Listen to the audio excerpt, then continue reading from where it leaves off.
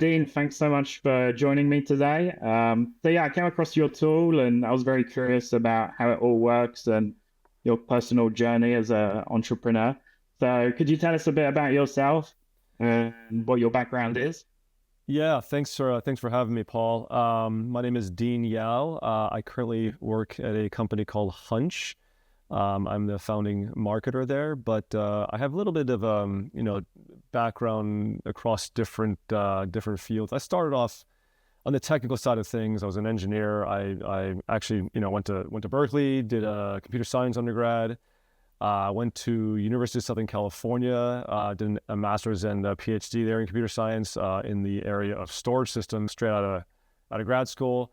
I found myself at the Intel Research Labs up in Oregon, focused on hardware virtualization research. And from there, I moved back closer to the software side of things, found myself in a technical marketing job at VMware, now dealing with software virtualization. And from there, I jumped over into the data analytics side of things. So that's where I spend the bulk of my time over the past close to 15 years.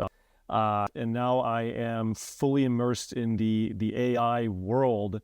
I think coming from a data background and a storage background, I think these are all things that sort of help with understanding some of the technical challenges with artificial intelligence that we have today. I've been personally using your tool Hunch quite a lot. I can share with you a few scenarios just to give like the viewers an idea of what the tool does. So recently there was AI film competition, and I thought your tool was really awesome to help me write the script. So you have different content blocks which you can link together and then use AI to instruct the different blocks. So essentially this meant like I used one series of block to kind of do the brainstorming of the idea, and then another one to like flesh out the script. And then I was able to isolate parts of the script to certain dialogues or certain characters, which I could then link up to like a text-to-speech model. And then I could also like generate how the characters looked to the description of the characters, and then get the AI image generators to create like basically a storyboard. And the great thing is I can go back to the original content block and just change the kind of synopsis of the story. And then the whole system kind of updates itself. And so the story is generated, almost in real time. So I thought it's a really powerful tool, and it's probably the most powerful application of these different AI tools I've seen.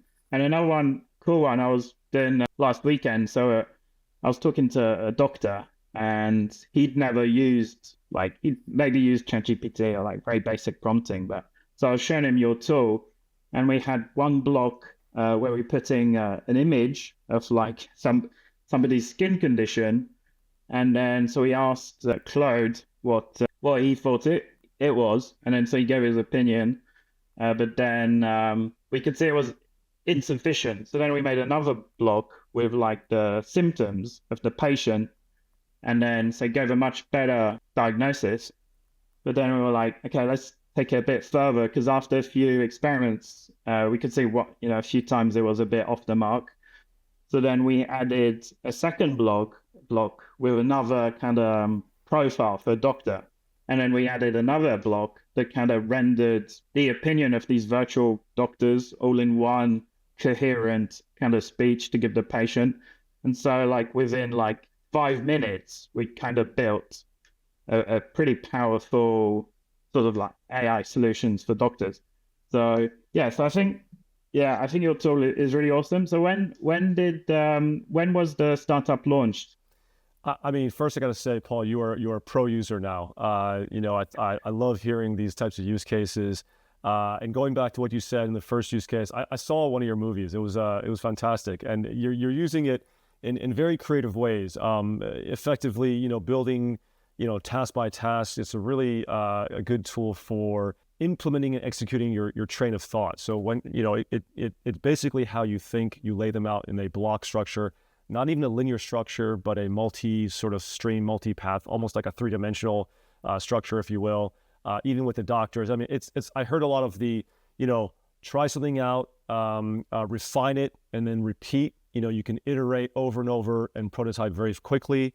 And then once you've locked something down, once you have a workflow that works well, yeah, you could reuse it. You could reuse it yourself. You could pass it off to your colleagues, as a tool. All they got to do is change the inputs. But if the context and the workflow and the prompts and the models stay the same, great. And they could even change the models, change the prompts. They can tweak whatever they want. But yeah, to answer your question, Hunch was started back in 2022. Who are your current customers at the moment? Since you mentioned you did more like technical marketing, are most of the people using this tool developers at the moment? What's the kind of customer profile? We're getting more tight on who we want to target as the ideal sort of customer profile or user profile, because it does everything for everyone, but we can't go to market like that. So what we found is that it's really useful for people that have content and they want to basically amplify their content. They want to repurpose, amplify it into different types of varieties. They want to accentuate certain parts of their content. They want to summarize things. So as an example, if they have a long form piece of content, let's say a very long transcript of an audio file, they want to be able to, market this audio file or promote it in a way where they want to use different channels. So in the same workflow, they can set up a couple of work flows in the same canvas to generate things like promotional tweets, like a set of them. They can pick the best one after, let's say, a Claude 3.5 Sonnet generates 10 of them. They can generate a summary of the transcription. They can generate ideal, titles, different types of titles. They can generate draft blog posts with even appropriate images for each of the blog posts. So they can basically transform and repurpose any kind of content into, whatever they want. If they provide more context, of course, they can amplify it in different ways. But we really found that people are really wanting to kind of do more with their content, especially their evergreen content, the content that doesn't, change, that is, persists. So we're looking at, the types of people, of course, are marketers and certain people in sales. They're definitely product managers where they like to sort of build PRDs or product briefs, even from conversations that they have with their team, transcribed into a text-based format and broken out into different product briefs. So that's something that people are doing. And even the creative community, there are people using Hunch to, some people have a lot of, they buy domain names and they want to be able to market their domain names for sale. And they generate a lot of like prototypes of how they could use this domain name, like maybe on t-shirts or billboards or what have you. So, the creative community is also, and even the writing. So art and writing, authors are using it. So I think not only generating content, but the repurposing of content is sort of where we're driving towards. Yeah, I can see it's a very versatile tool. And what's the kind of pricing strategy for the product? That's a good question. It's currently free, so take advantage of that. And we'll eventually put in pricing. We'll make it non-prohibitive. So we'll put but we want as many people to use this as possible. But right now we are still in the works, putting pricing in. We're focused on the product right now and cranking out the best possible feature sets. Just we're trying to make AI more accessible and easier for people to use to be more productive. So like I said, it's free. Pricing will come later. Fair enough. It's a great opportunity for people to try it out and get familiar with it. But how do you use the tool? How do you organize your day-to-day? And is Hunch become your main tool for everything? Hunch has become a big part of my daily work, to be honest. Of course, I still use other tools. I use some data analytics tools. I use like Hex to track our usage, our active user base. I use some, task management software like Linear to our developers use it too to track different tasks. But as far as the content side of things, I use Hunch a lot during the day. Now I think Hunch cannot be, I don't think AI is at a point where we can automate it to just blindly post things to a blog site or post to social media channels. You still obviously need that human in the loop to set up the right context, set up the right prompt, and also to review the outputs. We're dealing with non-deterministic AI models here, so different runs of the same input and same prompts could generate different types of outputs. So definitely need to review. Like I said, iterate and refine and iterate and go back and forth and make sure that what you put out is, the right tone of voice, the right content, and yeah. But what I think Hunch and AI is great for is it gives you a really solid starting point for content creation, content repurposing.